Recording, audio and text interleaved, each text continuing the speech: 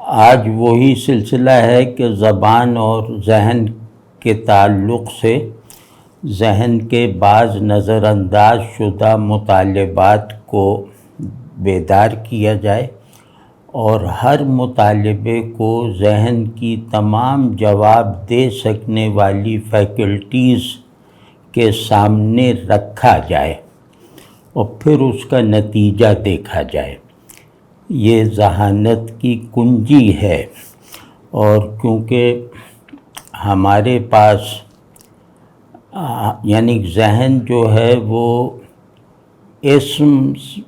اسم سے زیادہ مناسبت رکھتا ہے مسمى کے مقابلے میں،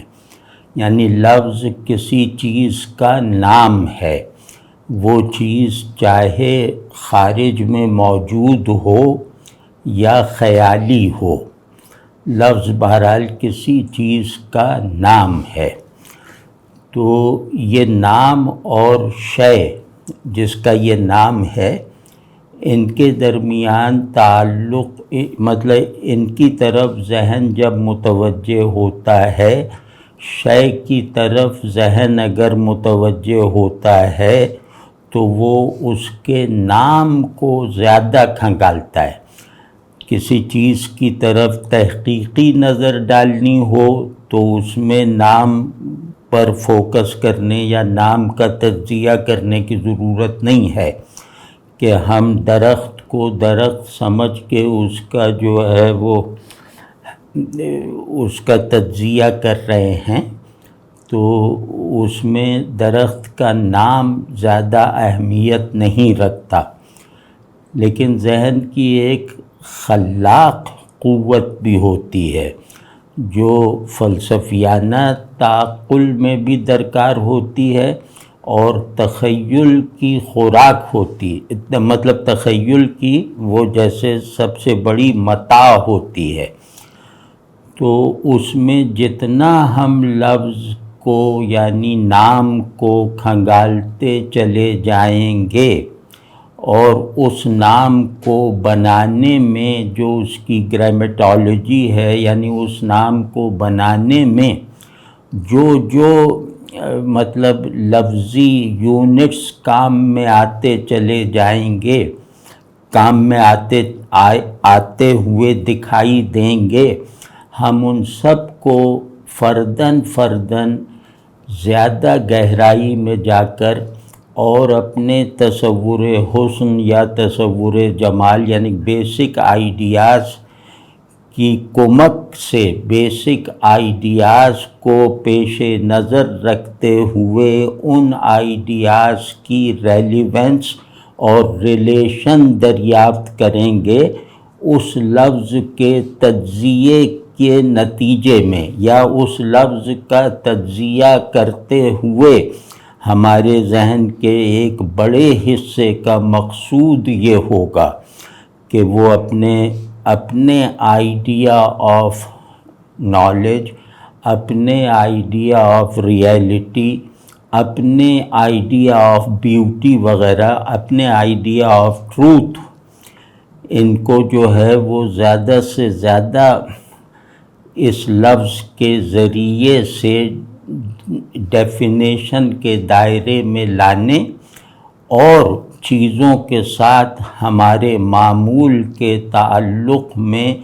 مرکزیت کے ساتھ کار فرما رکھنے کے لیے ہم لفظ کے نقطے اور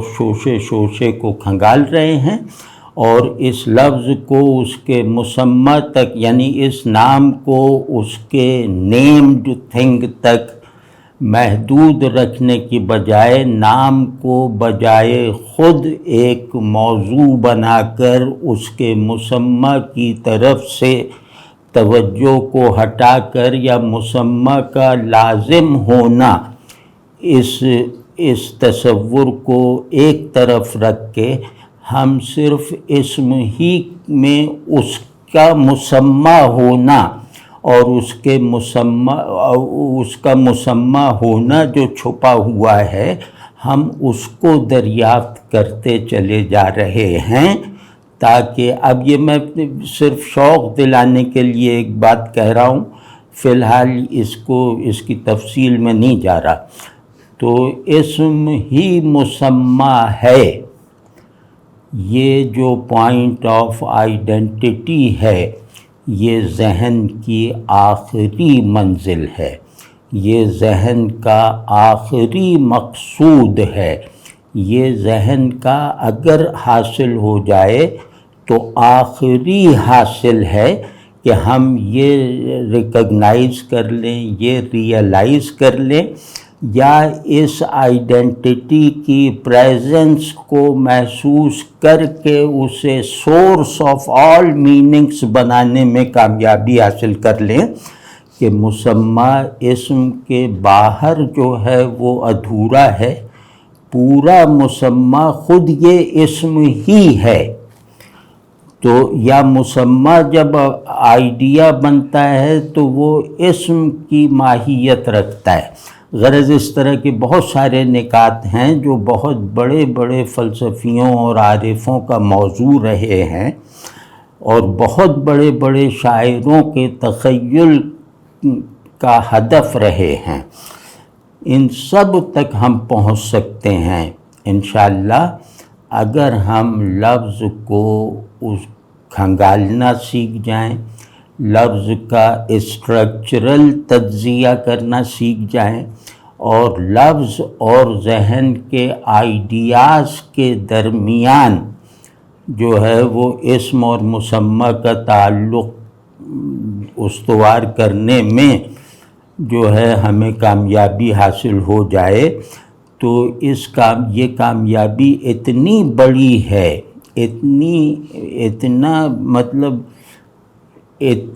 اتنی بڑی ہے کہ اس کو روزمرہ کے صحیح و غلط یا روزمرہ کا جو علم ہے جو تضادات میں بٹا ہوا ہے، جو علت و معلول کازیشن کا پابند ہے، ہم اس سب سے اٹھ کر گویا علم کی ایسی فضا کو اس کی پریزنس کے ساتھ پا سکتے ہیں جس کے لیے عقل چھوٹی ہے، جس کے لیے فہم ناکافی ہے یا غیر ضروری ہے. تو اگر ان سطحوں تک رسائی حاصل کرنی ہے تو اس کا راستہ سائنٹسٹ بننا نہیں ہے، اس کا راستہ جو ہے وہ سوشل سائنسز نہیں ہیں،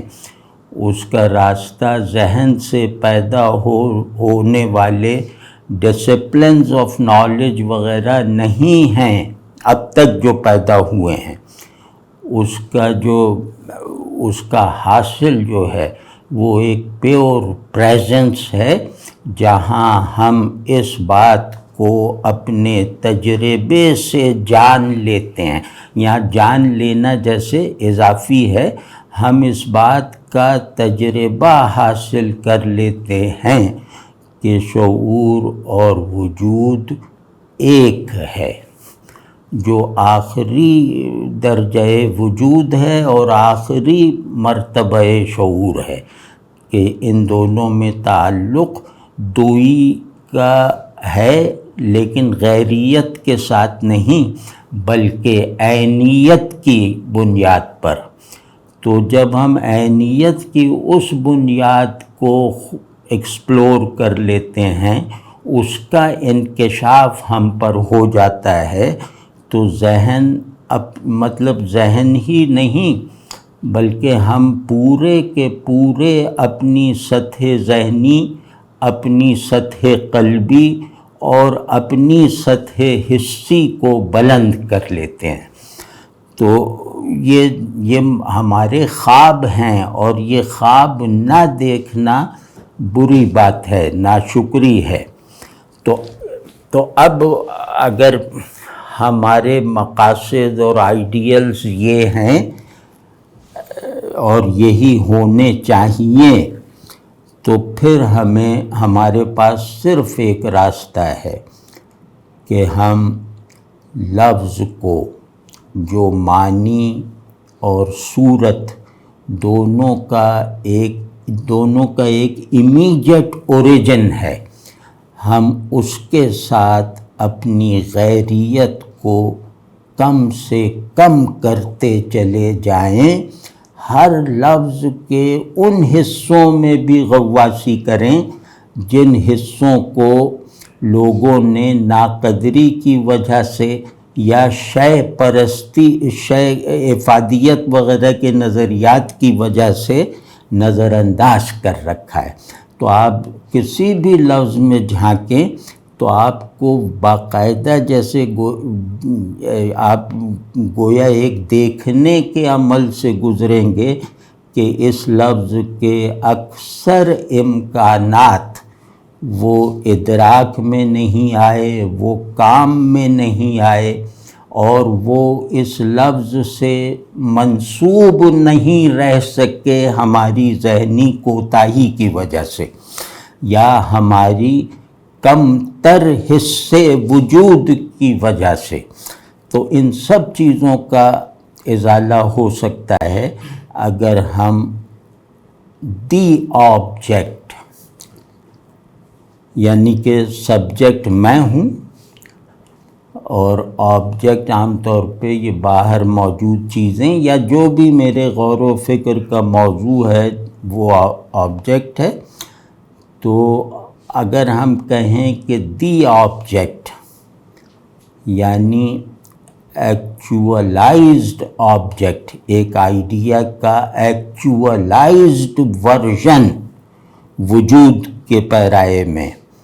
وہ اگر ہم لفظ کو بنا لیں اور ذہن دی سبجیکٹ کی ترجمانی کرے، یعنی ذہن میرے وجود اور میرے تمام جو وجود کے ساتھ مجھے جس طرح کی ایکسٹرنل اور انٹرنل نسبتیں فعال یا غیر فعال حالت میں حاصل ہیں، ان سب کو یکجا کر کے لفظ پر فوکس کرنا، اور یہ اس مشق کو اپنی تعلیم اور ذہنی و روحانی تربیت کے لیے لازم سمجھنا، یہ یہ جیسے تقدیر ہے، اس کو نظر انداز کر کے ہم گویا اپنا سماجی وجود ہونا، اپنا انفرادی وجود ہونا اور اپنا حقیقی وجود ہونا جو ہے وہ لوز کرتے چلے جائیں گے، وہ خود ہمارے ادراک سے بھی نکلتا چلا جائے گا۔ تو گویا ہم اپنے آپ کو بلند کر رہے ہیں لفظ کے ذریعے سے آبجیکٹس کے ساتھ ایک ہم وجودی کی کیفیت اور نسبت پیدا کر کے، یہ ہے لفظ شناسی۔ تو یہ خیر ابھی یہ قبل از وقت ہے، جب یہ ہونے لگے گا نا تو آپ خود مجھے بتائیں گے، لیکن یہ صرف اس لیے کہ بار بار جیسے شوق دلانے کے لیے کہنا پڑتا ہے کہ یہ کام کتنا بڑا ہے۔ تو آج جیسے ہم لفظ کے ساتھ تعلق پیدا کرنے کی ایک ترتیب بنا کر اس میں حروف سے جیسے مناسبت پیدا کر رہے ہیں، حروف سے مناسبت ذہنی ہی نہیں، مناسبت وجودی پیدا کر رہے ہیں۔ تو حرف کیا لفظ کا بلڈنگ بلاک، لیکن اس کو گرامر اور صرف و نحو وغیرہ نے اس بلڈنگ بلاک کو لفظ کے بنیادی خاصے یعنی اسم ہونے سے جیسے محروم کر رکھا ہے۔ تو ہم گویا یہ کام بھی کر رہے ہیں کہ لفظ کا اسم ہونا وہ اس کے تمام تعمیری یونٹس میں داخل ہے، شامل ہے۔ اگر اسم کی تعمیر میں کام آنے والی اینٹیں اسمیت کا جوہر نہ رکھتی ہوں تو پھر لفظ اسم نہیں بن سکتا۔ تو ہم گویا لفظ کے جو یوں کہہ لیں کہ لفظ کو بطور ایک کنسٹرکٹ کے دیکھ رہے ہیں، اس غرض سے کہ اس کی روح اسمیت جو ہے وہ اس کے بلڈنگ بلاکس یعنی حروف میں بھی کار فرما نظر آئے، اور اس سے واقف ہو کر ہم لفظ کی اسمیت کے مختلف درجات سے مناسبت پیدا کر سکیں، بلکہ مختلف درجات کا ایک پیشگی شعور حاصل کر سکیں۔ تو آج بھی حروف ہی میں ہیں ہم۔ اچھا، پچھلی مرتبہ بورڈ والا کام ٹھیک، مطلب وہ طریقہ ٹھیک تھا، مطلب وہ دکھائی دے رہا تھا نا، تو وہ اصل میں لکھنے میں آسانی ہو جاتی ہے، جیسے بورڈ پہ لکھ دیں نا تو آسانی ہو جاتی ہے۔ تو کوئی صاحب بتا دیں کہ اگر نہیں ابھی لکھتے ہیں، پھر اگر کوئی دشواری ہو تو کوئی صاحب اسی طرح تنبیہ کر دیں، اطلاع دے دیں۔ ابھی ان حروف کے جو نام ہیں اس پر اتنی توجہ نہ دیں، کیونکہ وہ نام ان کو فکس کرتے ہیں، کہ جیسے حرف شرط و جزا، تو شرط و جزا کے لفظ سے اس حرف کا مصرف محدود ہو جاتا ہے۔ تو اگر ہم اپنے ذہن کو اس طرف سے خالی کر کے کہ فلاں حرف کا علم و صرف میں نام کیا ہے، تو ہمیں جیسے اس کے ساتھ تعلق میں ایک فریشنس سی پیدا ہوتی ہوئی محسوس ہوگی۔ تو اب جیسے کچھ حروف ہیں جو دوسرے حرف کا تقاضا کرتے ہیں، اپنی معنوی حیثیت کو پورا کرنے کے لیے وہ ایک اپنی ہی سطح کے دوسرے حرف کا تقاضا کرتے ہیں۔ ان میں ایک حرف ہے جس کو حرف شرط، چلو حرف شرط کہتے ہیں، وہ ہے اگر، اور اس کا جو ملزوم ہے، مطلب یہ جس لفظ کے استعمال کو ایک فقرے میں لازم کرتا ہے، وہ لفظ ہے تو، حرف تو یا تو پھر، یا کچھ بھی نہیں، کاما، صرف کاما بھی، تو مطلب اس کے لیے کاما بھی حرف کا کام دیتا ہے۔ تو اگر کا جو لفظ ہے یہ بہت ہی بنیادی کردار رکھتا ہے علم کی تشکیل میں، اور تخیل کو جس لاجک کی ضرورت ہے اس لاجک کی تعمیر میں۔ یعنی اگر کا لفظ تخیل میں بھی بنیادی محرک ہے، تصور میں بھی، اور تعقل میں بھی، اور غرض ذہن میں جو چیزیں جو ہیں وہ ججمنٹ بنتی ہیں، ذہن میں جو چیز بھی ججمنٹ بن جاتی ہے، یعنی جہاں ذہن اس کے ساتھ اپنے تعلق کو ایک خاص دائرے میں مکمل سمجھ لیتا ہے، وہ اس دائرے میں یہ اگر بہت ہی بنیادی حرف ہے، اور اس کو صرف آپ الگ سے بھی وہ ہم الگ سے بھی عرض کریں گے۔ تو اگر کا مطلب ہے ایک سسپنس، ایک شرط، ایک لازمہ، ایک کنڈیشن، ان اگنوریبل کنڈیشن، جو وجود کیا ہے اور علم کیا ہے دونوں کی بنیاد بنتا ہے۔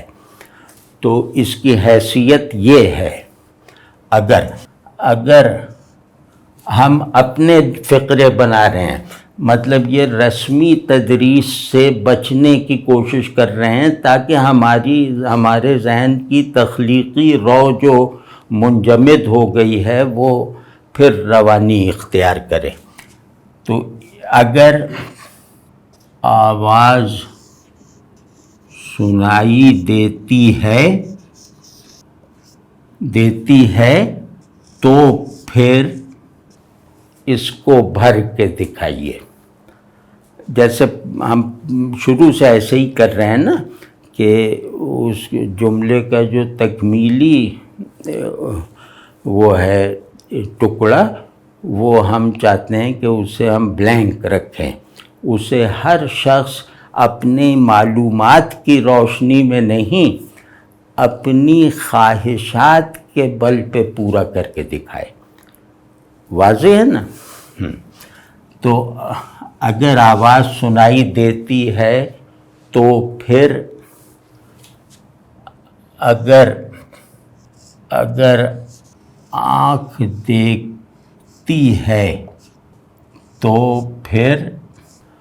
میں کہتا ہوں کہ اس کو اگر نہ بھی بھرا جائے تو پھر کے بعد جو بلینک ایریا ہے اس کو فل نہ بھی کیا جائے،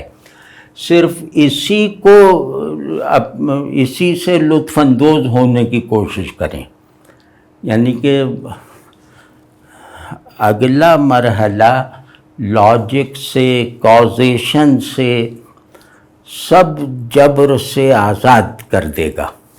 کہ اگر آواز سنائی دیتی ہے تو پھر اب اس کا جواب نہ دیں، اس خلا کو محسوس کریں، پھر اس خلا کو کیسے بھرنا چاہیے وہ آپ طے کریں، اس میں اپنے علم وغیرہ کو یا مسلمات جو بن گئے ہیں ان کو بالکل نظر انداز کریں کہ اگر آواز سنائی دیتی ہے تو پھر اب یہ تو پھر کے بعد آپ کچھ بھی نہ سوچیں۔ تو اس میں ایک عجیب طرح کا تحیر ہے، ایک عجیب طرح کا سسپنس محسوس ہوگا،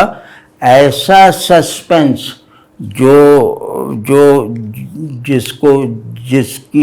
جو آپ کو اس بات پر مائل کرے گا کہ اسے آگے بڑھانے کی ضرورت نہیں ہے، یہاں پورا ایک سفر جو ہے وہ مکمل ہو گیا ہے۔ یہاں ذہن کا ایک بہت ہی ان نوٹسڈ تقاضا یہیں پورا ہو گیا۔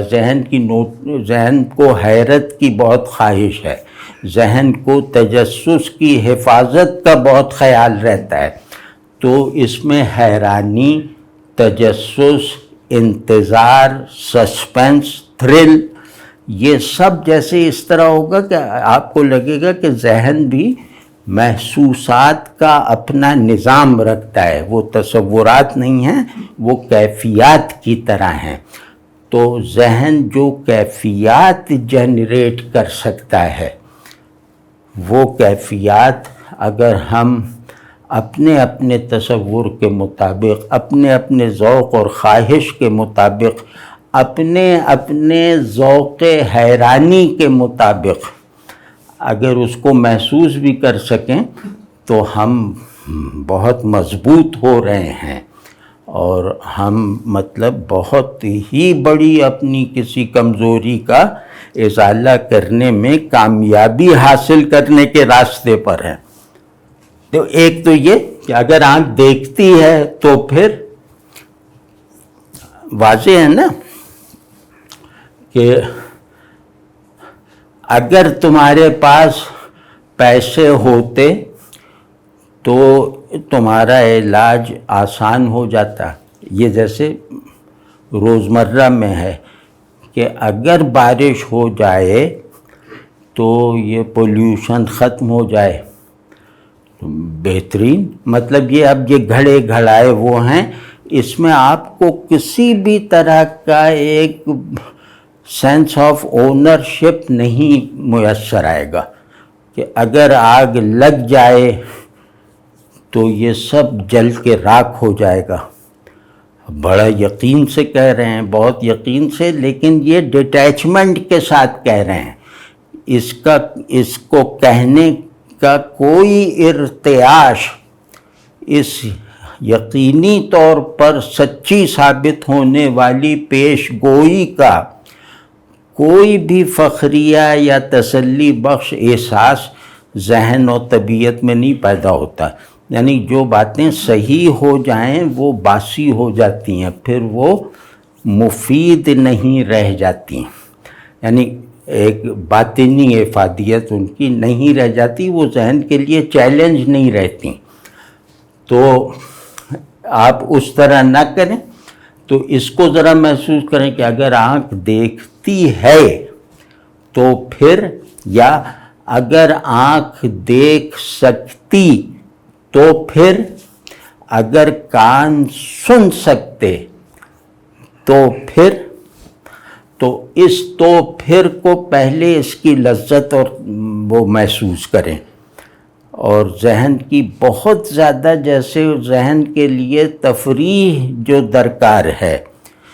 ذہن کو اگر حالت فرحت میں اور ایک فلاورنگ میں نہ رکھا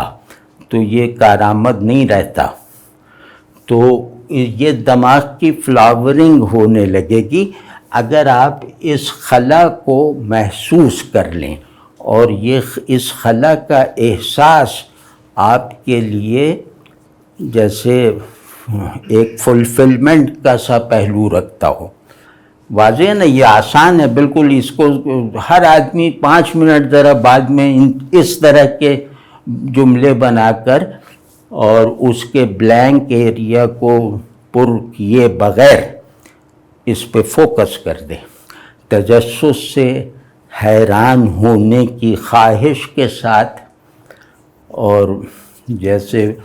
ایک بچکانہ اشتیاق کے ساتھ۔ تو ذرا دیکھیے اس کو کیا کیا نہیں نکلے گا اس میں سے۔ اور جہاں جہاں یہ آپ کا ذہن بھرے گا، یعنی غیر ارادی غیر اختیاری انداز سے، جہاں جہاں ان 2 فقروں کو یا ایسے فقروں کو ذہن بھر دے گا غیر ارادی طور پر، اپنی عادت، یعنی کہ ہم نے اسے جن عادتوں میں گرفتار کر رکھا ہے ان عادتوں کے مطابق اگر اس نے بھر دیا تو آپ کو ناگواری محسوس ہوگی۔ وہ جو بھی بھرے گا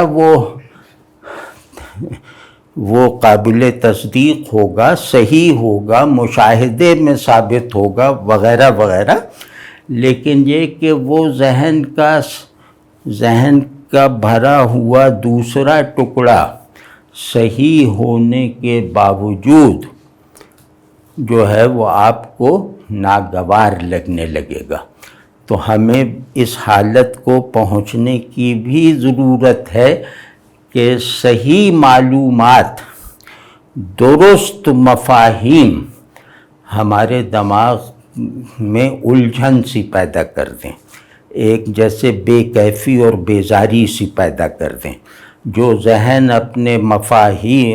مفاہیم کے ڈھیر سے بیزار نہیں ہے وہ پھر مطلب کسی بڑے کام کا نہیں ہے۔ تو اب جیسے اس کو بھرنے کی اس طرح کوشش کریں کہ مطلب عام جو روزمرہ کی لاجک ہے، روزمرہ کی جو شرط اور جزا ہے، نتیجہ، روزمرہ کے جو شرطیہ تصورات اور ان کے اظہار کے سانچے ہیں ان سے بالکل مختلف ہو، یہ پابندی اپنے اوپر لگا دیں کہ اب جیسے روزمرہ کے اگر آواز سنائی دیتی ہے تو پھر یہ ثابت ہو گیا کہ خاموشی سنائی نہیں دیتی، تو اب یہ گو کہ روزمرہ میں نہیں ہے، تھوڑا سا فریش ہے، لیکن اس کے باوجود آپ کو لگے گا کہ بات بنی نہیں، میری خواہش پوری نہیں ہوئی، وہ خواہش جس پر فخر کیا جا سکتا ہے وہ طلب پوری نہیں ہو پائی اس ریئلزم سے یا ایک کواسی ریئلزم سے۔ تو مطلب بن جائے گا خوبصورت کہ اگر آواز سنائی دیتی ہے تو پھر آواز دینے والا دکھائی دیتا ہے، یا آواز سنائی دیتی ہے تو پھر آواز دینے والا دکھائی کیوں نہیں دیتا۔ طرح طرح سے اس کو ہم بنا سکتے ہیں جو بالکل اس مرض سے باہر لوگوں کے لیے بھی زبان وغیرہ کا معمولی فہم رکھنے والوں کے لیے بھی قابل قبول ہو سکتے ہیں۔ تو ہم اس جملے کو صحیح اور غلط کی بائنری سے بلند کر سکتے ہیں اس طرح کہ صحیح اور غلط کی بائنری کا عادی دماغ بھی اسے اجنبی نہ سمجھے۔ تو ایک یہ ذمہ داری بھی ہے۔ تو ہم نے اس کو اگر آواز سنائی دیتی ہے تو پھر منظر دکھائی دیتا ہے، ٹھیک ہے نا؟ اگر آواز سنائی دیتی ہے تو پھر کان سننے والے ہیں، اس میں کوئی شک نہیں رہتا، وغیرہ وغیرہ۔ اب یہ سب وہ چیزیں ہیں جو روزمرہ کی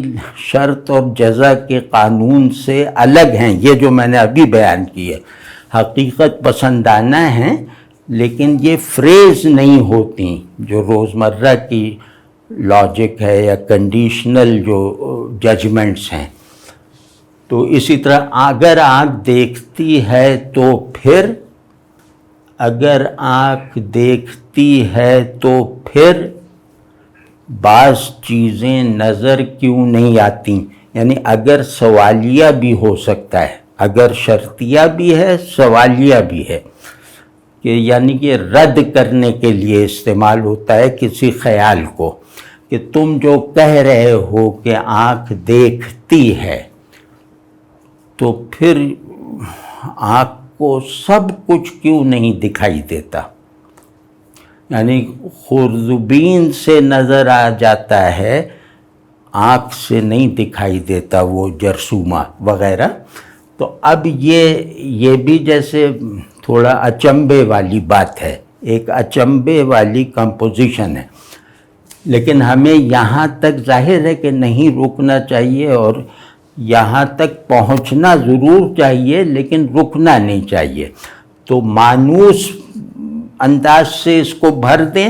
لیکن وہ مانوس محسوس ہو، استعمال میں نہ آیا ہو کبھی۔ ایک یہ مشق کر لیں، اور دوسری مشق یہ کرنی چاہیے، اور تیسری مشق یہ ہے کہ نتیجہ یا صلہ یا تردید کا فریز وہ بالکل مختلف ہو، اس کا علم سے کوئی تعلق نہیں، اس کا فہم سے کوئی تعلق نہیں، اسے بامعنی بننے کی ضرورت نہیں ہے، اسے مہمل ہونے کا خوف نہیں ہے۔ تو اب اس طرح بھر کے دیکھیے کہ واضح ہے نا؟ تو یہ میں اگر جیسے فرض کیا کہ تھوڑی کوشش میں کر رہی، یہ میں نے پہلے سے سوچی ہوئی نہیں، ابھی سوچ کے کر رہا ہوں کہ اگر آواز سنائی دیتی ہے تو فرشتوں کی خاموشی قابل سماعت ہے۔ اگر آواز سنائی دیتی ہے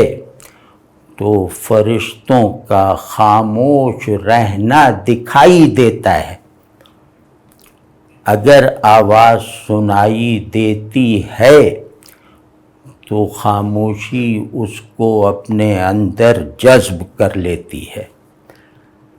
واضح اس طرح کر کے، بلکہ آواز اور خاموشی بھی متضاد ہیں، معروف۔ تو اگر آواز سنائی دیتی ہے تو اگر آواز سنائی دیتی ہے تو باہر نہیں، اگر آواز سنائی دیتی ہے تو آنکھوں کے دیکھنے کا کوئی جواز باقی نہیں رہ جاتا۔ تو اس طرح کر کے مختلف طرح سے، اگر آنکھ دیکھتی وہ کیا ہے، اگر آنکھ دیکھتی ہے تو پھر، اگر آنکھ دیکھتی ہے تو پھر نابینائی حقیقی ہے، اگر آنکھ دیکھتی ہے تو پھر اسپیس غیر مطلوب ہے، یعنی فاصلہ وہم ہے۔ تو اس طرح کی باتیں جیسے اپنے اپنے ذوق کے مطابق، کسی کا شاعرانہ ذوق ہوگا، کسی کا علمی ذوق ہوگا، لیکن کوشش یہ کریں کہ معنی اور مفہوم کے جو مروج اسٹرکچرز ہیں ان سے فائدہ نہ اٹھائیں، بلکہ ان کو بریک کریں، ان کو توڑ کے کوئی ایسی چیز پیدا کر دیں جو ہائر انٹلیکٹ کے لیے میننگ فل ہو، لوور ریشنیلٹی کے لیے ایبسرڈ ہو۔ یہ کر کے دکھائیے۔ تو اسی طرح حروف علت ہوتے ہیں، یہ اگر یہ ٹھیک ہے، بہترین یہ ذرا سا صاف کر لیتے ہیں۔ تو انہیں اصطلاح میں حروف علت کہا جاتا ہے، لیکن ہم اس کی تعریف نہیں کرتے کہ حروف علت کیا ہوتے ہیں، ورنہ ایک قید سی پیدا ہو جائے گی۔ تو وہ بھی جیسے جڑواں ہوتے ہیں، ان کو بھی اگر کی طرح دوسرے حرف جار کی ضرورت ہوتی ہے یا حرف تائید و تردید کی۔ دیکھیے کیسے یہ حروف جو اب میں لکھنے جا رہا ہوں، یہ استدلال کرنے میں کام آتے ہیں، دلیل بنانے میں مدد دیتے ہیں، اور دلیل کی سطح طے کر دیتے ہیں۔ وہ کیا ہے؟ کیونکہ یہ عام استعمال کے لفظ ہیں نا، تو یہ بھی ایک طرح سے حرف شرط کا بھی کردار ادا کرتے ہیں، لیکن ہم فی الحال ان کی ٹیکنیکل تعریفوں میں نہیں جاتے، ورنہ رکاوٹ بنے گی۔ اب اس کو دیکھیں کہ چونکہ جب بھی جملے میں آئے گا تو وہاں لہٰذا یا اس لیے ضرور آئے گا۔ وہ جملہ شروع چونکہ سے ہوگا، جیسے دلیل شروع چونکہ سے ہو رہی ہے اور اپنی تکمیل لہٰذا پہ کر رہی ہے یا اس لیے پہ کر رہی ہے۔ جیسے یہ بہت اہم ہے، اس میں یہ ہے کہ تعقل اور تخیل دونوں کا جو جبری امتیاز ہے وہ جیسے گھل جاتا ہے، وہ ایویپوریٹ ہو جاتا ہے۔ یہ مثال لکھ رہا ہوں، یہ کئی مثالیں ہیں۔ چونکہ زمین گردش کرتی ہے لہٰذا، اب بلینک کر دیں، اور چونکہ عقل علم کا بنیادی وسیلہ ہے لہٰذا۔ اچھا ایک اور لکھ دیتا ہوں، تو یہ مختلف مختلف زاویوں سے ہم دیکھ رہے ہیں۔ چونکہ مایوسی کفر ہے لہٰذا، اب اس میں غور کیجئے تو یہ جو چونکہ کے تحت جو ہے نا بیان، وہ سب ثابت شدہ، صحیح اور قابل تصدیق ہے، یعنی یہ وہ دعوے ہیں یا یہ وہ مشاہدات اور مسلمات ہیں جن سے کسی کو اختلاف نہیں ہے۔ واضح ہے نا، یعنی ذہن کی ایک روزمرہ جو ایک روش تسلیم ہے، وہاں یہ سب ثابت ہیں، ان کا انکار وہ کہتے ہیں جہالت ہے۔ تو لیکن اب ہم اس میں استثناء پیدا کر رہے ہیں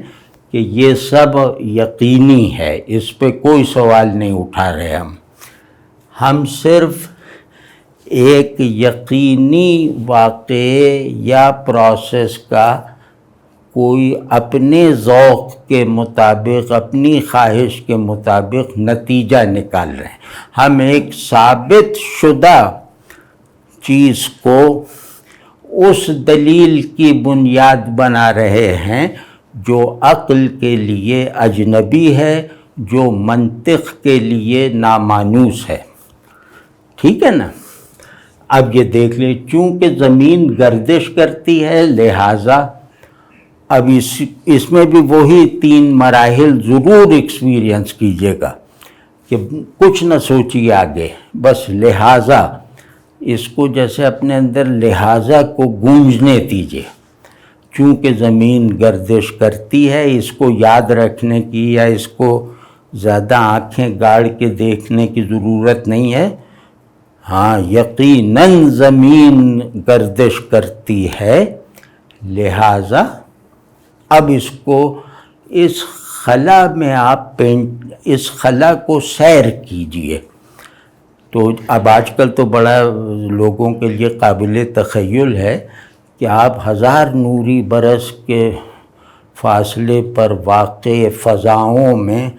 گویا سیر کر رہے ہیں ایک نئے قانون حرکت اور ایک نئے کانٹیکسٹ آف اسپیس کے ساتھ اور ایک نئے پیراڈائم آف ٹائم کے ساتھ، تو لہٰذا میں سب آ جائے گا۔ اسی طرح پھر یہ کہ چونکہ زمین گردش کرتی ہے لہٰذا، ہاں خیر میں ابھی نہیں کہہ رہا، لیکن اس کو جیسے قابل فہم لیکن ناقابل تصدیق بنا کر مکمل کریں۔ اور پھر تیسرا یہ ہے کہ لہٰذا کے بعد اپنے تخیل کی حاکمیت قائم کریں۔ لہٰذا کے بعد کی عبارت اپنے تخیل سے پوچھ کر لکھیں۔ تو یہ جیسے ہے، اسی طرح بالکل چونکہ عقل علم، حصول علم کا بنیادی وسیلہ ہے، تو سب مانتے ہیں، مطلب اس سے اختلاف کی کوئی ضرورت نہیں، یعنی صحیح معمولی ہو جاتا ہے تو اس پر اختلاف کی نظر ڈالنا وقت ضائع کرنے کے برابر ہے۔ یعنی بعض صحیح باتوں سے اختلاف کرنے کے لیے آدمی کو نیچے جھکنا پڑتا ہے، اترنا پڑتا ہے، اپنا وقت ضائع کرنا پڑتا ہے۔ تو سمجھداری یہ ہے کہ اس بوسیدگی میں، یعنی ایک بس ہے ایک کوٹری ہے، اس میں جا کے ایئر فریشنر چھڑک دیں، اس کے اندر کا رنگ بدل دیں، تو بس یہ سمجھداری ہے، اور اس کا رنگ بدل دیں، اس کی تمام سیٹنگ اندر سے ٹھیک کر دیں، خوبصورتی کے اصول پہ کر دیں، آئیڈیالزم کی بنیاد پہ کر دیں، رومانٹسزم کے نقشے کے مطابق کر دیں، مطلب مختلف ذرائع ہیں، مختلف وہ وسائل ہیں آپ کے ذہن کے پاس، تو یہ کر دیجئے۔ تو یہ کرنے کا ایک وہ ہے کہ چونکہ عقل علم حاصل کرنے کا بنیادی وسیلہ ہے، لہٰذا اب اس کو بھی سوچئے، اس کو بھی سوچئے، اور وہی تینوں چیزیں اس پر بھی اپلائی کیجئے۔ اسی طرح یہ چونکہ تخیل کا استعمال ضروری ہے، لہٰذا پہ رک جائیے، یہیں پہ بات مکمل کر لیجئے۔ تو تخیل کی بیداری آپ کو، بیداری کیا، تخیل میں بھونچال آتا ہوا آپ ایکسپیرینس کر لیں گے کہ لہٰذا اس کے لیے جیسے ایک قید بن جائے گا، جیسے چوزے کا انڈا ہوتا ہے تو وہ انڈے کو توڑنے والا چوزا بن کر آپ کے سامنے آ جائے گا تخیل۔ اور اب یہ عرف عام ہے، مطلب یہ جیسے ہمارا تہذیبی سیلف، ہمارا مذہبی سیلف اس بات پر پوری طرح پورے اطمینان ذہنی و قلبی کے ساتھ متفق ہے کہ مایوسی کفر ہے، یہ ہمارا محاورہ ہے۔ تو اس کو چاہے محاورے کی سطح پہ دیکھیں کہ جو خدا کو نہ بھی مانتا ہو وہ بھی اسی شدت سے کہہ رہا ہے کہ مایوسی کفر ہے، اور خدا کو ماننے والا بھی یہی اسی معنی میں، اسی مفہوم میں، اسی سے ملتی جلتی کیفیت اور قطعیت کے ساتھ کہہ رہا ہے کہ مایوسی کفر ہے۔ یعنی محاورہ کہتے ہی اسے ہیں جو خیالات وغیرہ، تصورات یا اعتقادات کے تصادم میں بھی ایک ہی انداز سے ہر گروپ میں مستعمل ہے۔ تو چونکہ مایوسی کفر ہے، لہٰذا یہ آج کے حالات کو دیکھ کر میں نے لکھا ہے کہ سب مایوس ہیں، پھر ایک انہی مایوسوں میں ایک آدمی بے حسی سے کہہ رہا ہے سب مایوس ہیں، اور ایک بے حس آدمی آ کے کہہ رہا ہے کہ مایوسی کفر ہے۔ تو سننے والے جو مایوسی کے ایکسپیرینس سے گزر رہے ہیں، جن کی مایوسی بہت مدلل بھی ہے، بہت حقیقت پسندانہ بھی ہے، تو وہ اس جملے کو دہرا کے کہہ رہے ہیں کہ اس کو نہ دیکھو یہ کون کہہ رہا ہے، چلو اس پہ غور کر لیتے ہیں کہ مایوسی کفر ہے۔ تو اب کیا ہوا کہ چونکہ مایوسی کفر ہے، مایوسی ایسی چیز ہے جہاں ٹھہر جانا کسی کو منظور نہیں ہے، مطلب اس سے اگلا مرحلہ ہر ایک کو چاہیے۔ تو مایوسی، چونکہ مایوسی کفر ہے، لہٰذا اس لہٰذا میں اعصاب ٹوٹ جائیں گے، اس لہٰذا میں آپ کو پورے تہذیبی اور تاریخی بنے بنائے تصورات دو کوڑی کے لگنے لگیں گے۔ پوری جو ہسٹوریسائزیشن کا سرکل ہے،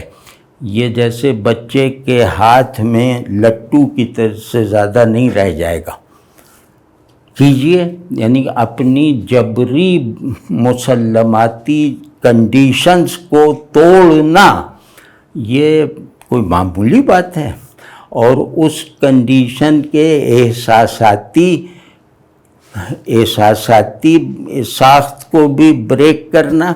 اور اس کی تصوراتی اور ذہنی حیت کو بھی مٹانا، اور اس کی بہت ضرورت ہے، بہت ہی زیادہ ضرورت ہے۔ تو اس پہ بھی تینوں، مطلب یہ میں نے ایسے لکھ دیا، امید ہے کہ اگر آپ بھی لکھ لیں اپنے پاس تو اس پہ ایک مرتبہ کچھ لوگ ان تین چیزوں کو اپلائی کریں جو آج ہوا ہے، تو اس میں اگر مناسب سمجھیں تو کچھ لوگ ہم سے شیئر بھی کریں